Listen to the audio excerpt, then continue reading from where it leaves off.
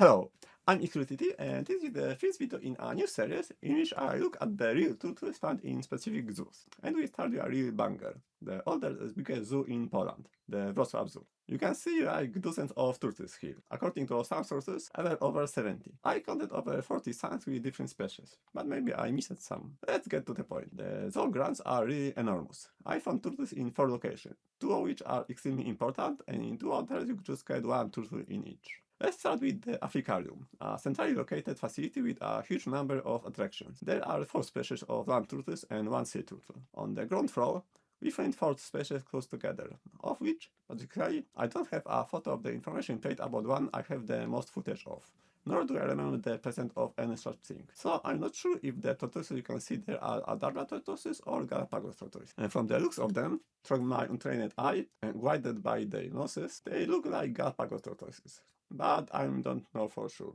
Either way, they are amazing and you can stand there and admire them and admire them and admire them. Nice. From what I've read, in the summer they have an outdoor enclosure. I was there at the end of January when they reside inside. Right next there is an Spur-thighed Tortoise enclosure. It's also a beautiful view. There's a whole group of them and they are fed once a day, at noon. Children and their guardians are allowed in and can hand-feed these majestic reptiles. An amazing thing. Right next to it are 2 small enclosures, if you can call them that. In one, we have a Speckled Dwarf tortoise, which according to the sign is the smallest tortoise in the world, and in the other, we have a Kleinmann tortoise, also one of the smallest tortoises in the world. When we go lower, we reach one of the most wonderful attractions of the Africarium, an underwater tunnel through which we can observe a multitude of sea creatures, mantas, sharks, many fish, an amazing, awesome place, very calming. And of course, what's most important to me and the viewers of this channel, the green sea turtle. I supposedly knew how big these turtles were, but seeing one up close is something else, really something else. It floats above you like the ISD from the opening of A New Hope, a mystical experience. 3. When I was recording what I'm now showing, I wasn't thinking about everything that's on my mind in my personal life and what's occupying my brain all the time. It was just me and the majesty of the turtle. And now I understood what the characters in the book and movie Turtle Diary were experiencing. Generally, many zoos have turtles on some kind, but the sea turtle, especially one that can be viewed this way, is a standout attraction.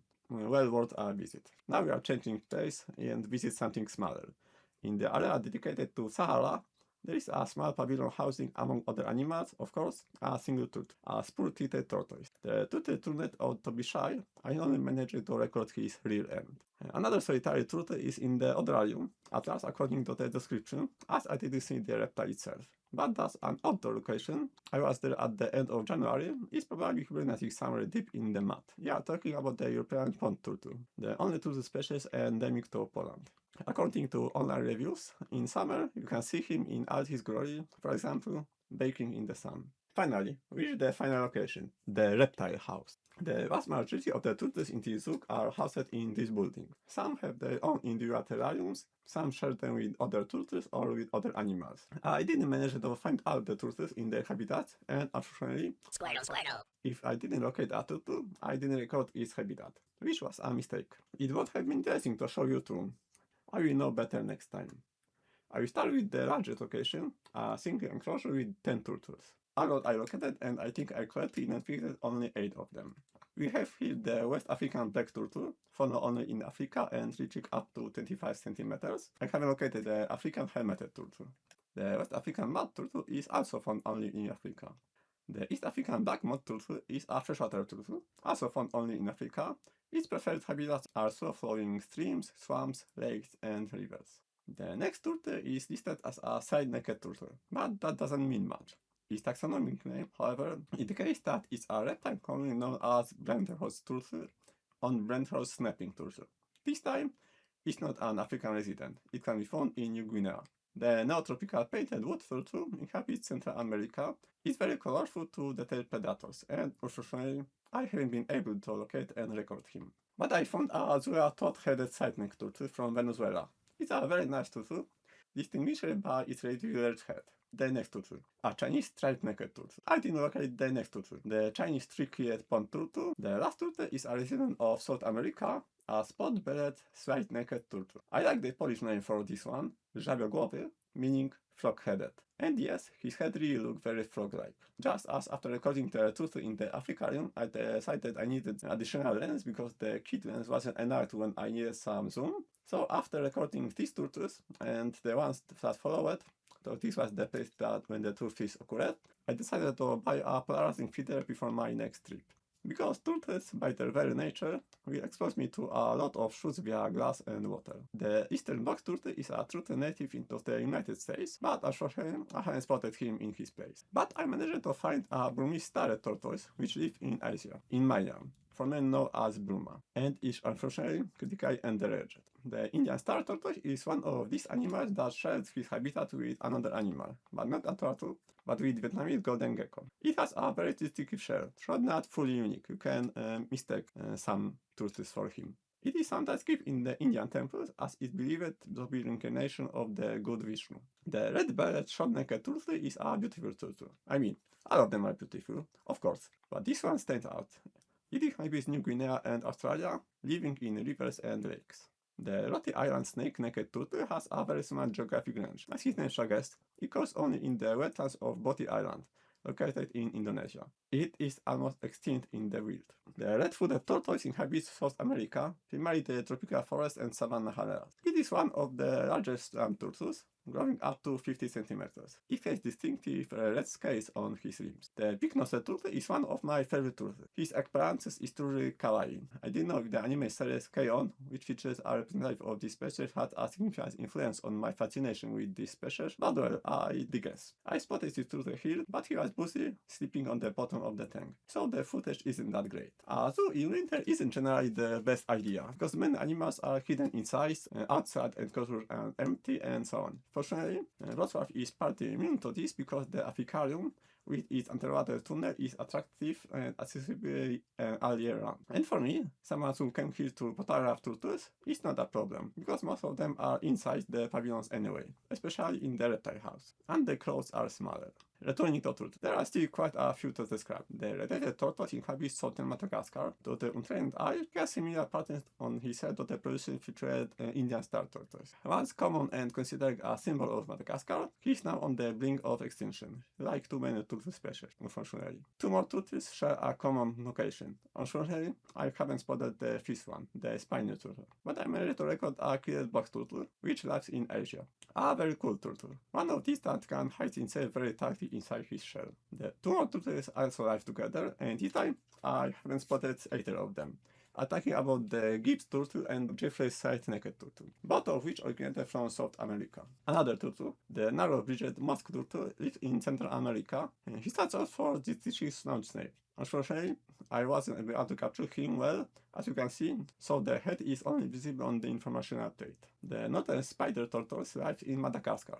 Unfortunately, he is critically endangered, and unfortunately, I only have a poor recording of him. The red-cheeked mud turtle lives in Mexico and Guatemala, prefers wetlands and marshes, and is one of these turtles that can perfectly close its shell. And he must have been trying to make up for the previous two turtles, because he poses perfectly for me. I'm very happy with this trip and this recording. And thanks to it, now I have some of my own turtle recordings. And importantly, creating this material has forced me to focus more on how to identify different species, etc. Continuing this topic will certainly have a positive impact of the entire turtle text network.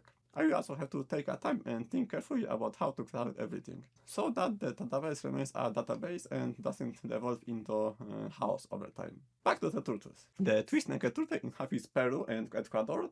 Its Polish name is żółw czerwonogłowy, meaning red-headed turtle, and as you can see in the recording, it definitely fits. The Diamondback Terrapin inhabits North America. He owes his name to the distinctive patterns on its shell, which can be associated with diamond cuts. This turtle was napping, but in a spot where I got a cool video on him. The next two turtles are once again sharing a spot with the Reptile House. The Siebenrock snake-necked turtle inhabits northern Australia and New Guinea. It's one of the species of side-necked turtles. They don't tuck their necks in, but rather lay them sideways. The New Guinea spotted turtle, on the other hand, inhabits New Guinea, as his name suggests. He's also a side-necked turtle, but according to the sign, his neck is disproportionately long. He's endangered, among other reasons, because he is captured to make souvenirs for tourists. I couldn't spot the black-breasted leaf turtle, which inhabits Southeast Asia. I did find a red-necked pond turtle.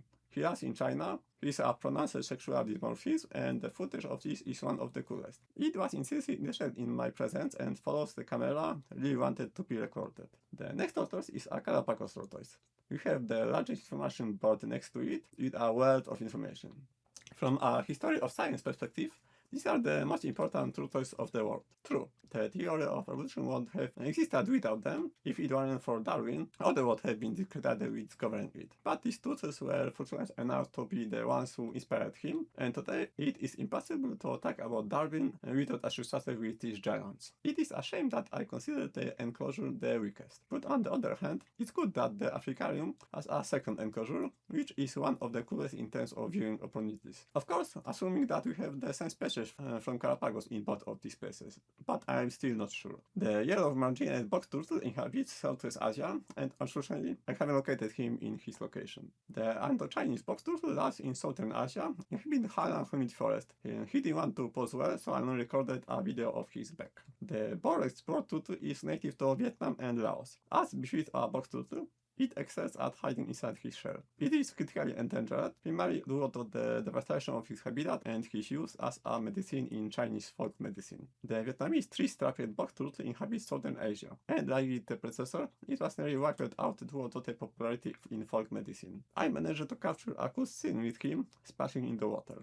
And that's it for the turtles in the Reptile House and real animals in general. But turtle themed elements can also be found in other places in the zoo. For example, in the Africarium, one displays outbreaks, including this with the turtle names. There on the screen, you can click through information how the zoo supports wildlife conservation worldwide. You can see the mention of turtles and their photos. There's also a metal pendant with a turtle in the display case. The Lion House building features various paintings in a distinctive style, including some clearly depicting turtles. The Reptile House building features artwork created by children, depicting among other things, turtles. There are also numerous information posters with turtle-related content, such as trivia on various topics, such as how the snapping turtle has the best sense of smell but the worst temper, how the Leatherback Turtle is giant, how the Matamata Turtle is excellent at camouflage, about Lonesome George, how long turtles can stay underwater, about Calagur and how beautiful it is, and about the smallest turtle. In front of the Galapagos Tortoise exhibit, there is also a 1-to-1 scale racing replica of their shell. There is also a turtle sculpture at the zoo, of course, and a turtle stamp. In one of the enclosures, there is also what's actually the least unique turtle element in the zoo. It's something you will find in the garden of many people. I've seen 3 different ones myself in the last 2 weeks, a turtle-shaped sandbox. And of course, there are plenty of turtles in the gift shop. I bought 2 magnets, a mug and a 3D desk mat, but you can find much more there, of course. This is the first, but certainly not the last, zoo and turtle-centered recording on this channel. And I think at least 1 more will be added this year, maybe more. I started with the largest zoo in my country, but in addition to a wealth of turtle content, I also gathered a lot of experience here. So I hope the subsequent recordings, albeit with fewer turtles, will still be worth watching. And I will definitely be back to Wrocław someday. So yeah, dozen of turtles, 1 zoo, and this is just the beginning. But for now, that's all. Thank you for watching. If I like and subscribe if you liked it, and I hope to see you again in the next video. Bye!